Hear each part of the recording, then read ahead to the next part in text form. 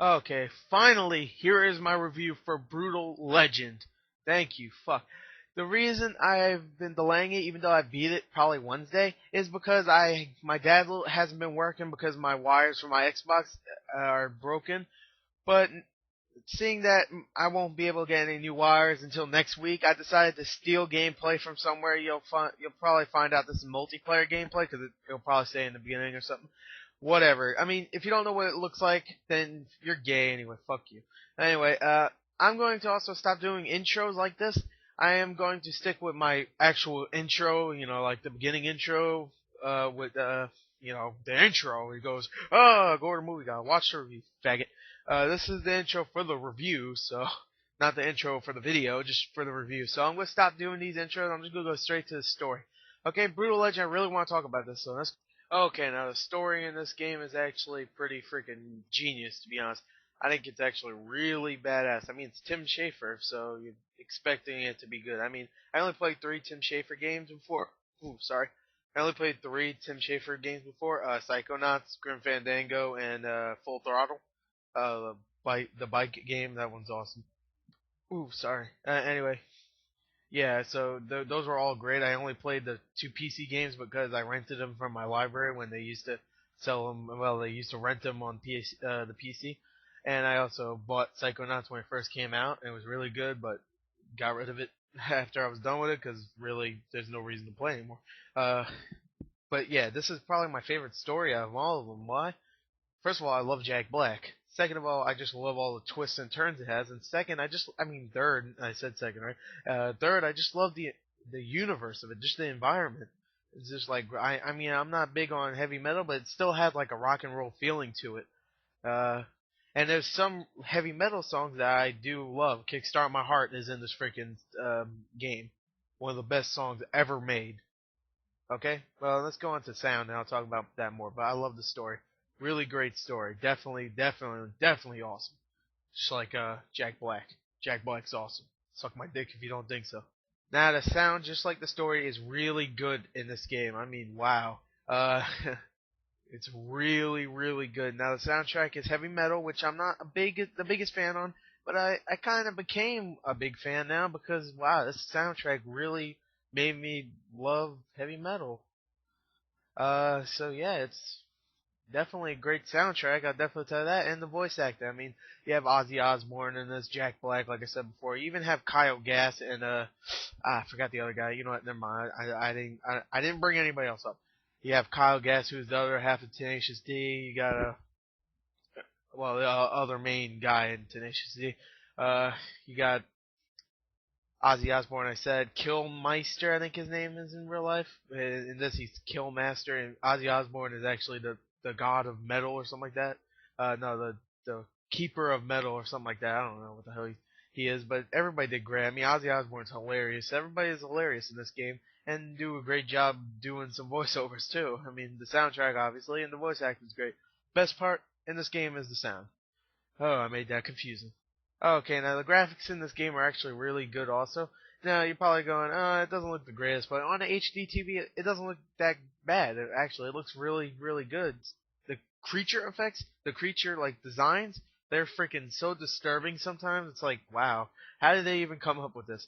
The gore in this is really high, and it actually really looks good, actually. Like, head fly off and arms fly off.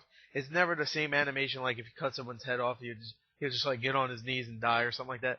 It's not like that. It's like you hit him in his head and his head flies off and he'll like walk around and stumble and fall, or you could cut someone's legs off and shit, and then they'll just like fall and like roll around and die. It's kind of hard to explain, but the graphics are really good actually.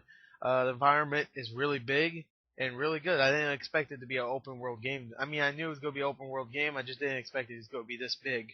But it's really fun just roaming around, killing little animals that are walking around, killing little hordes of bad guys that are running around. So yeah, the graphics are really good. But I talked a lot about the gameplay in that part. So let's go on to the gameplay and then entertainment, and then we'll be done. Okay, now the gameplay is pretty simple. It's RTS mixed with combat. If you don't like that, you won't like the gameplay. Now, I got through it even though I don't like RTSs. I have to say the RTS part is pretty fun. I have to admit that. didn't get me into RTSs. It's kind of like Halo Wars is RTS, except it's really fun and very bloody.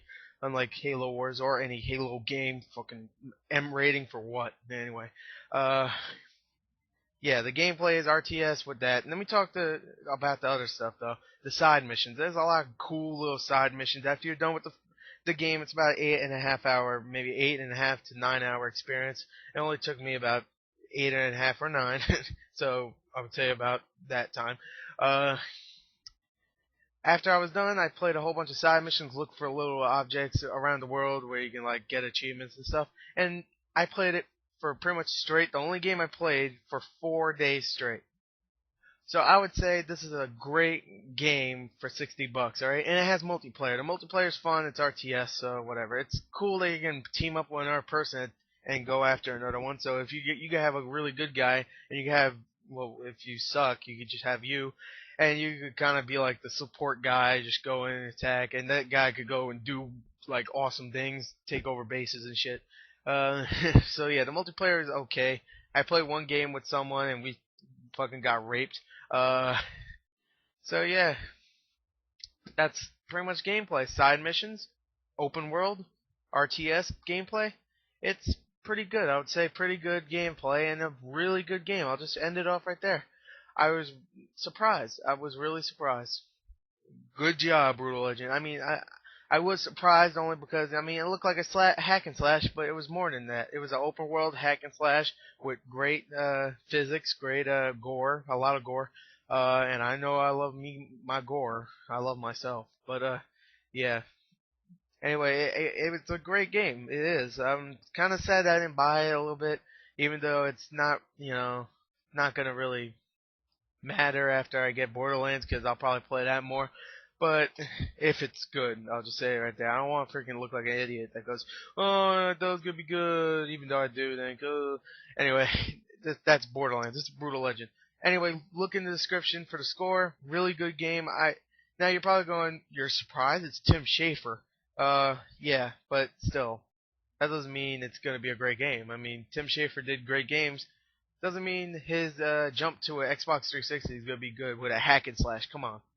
But it was great. Congratulations, Tim Schafer. You made me a believer in your Xbox 360 next generation technology and shit. I don't know what I'm talking about. Anyway, I'll end it. Go to the description for the full score and bye.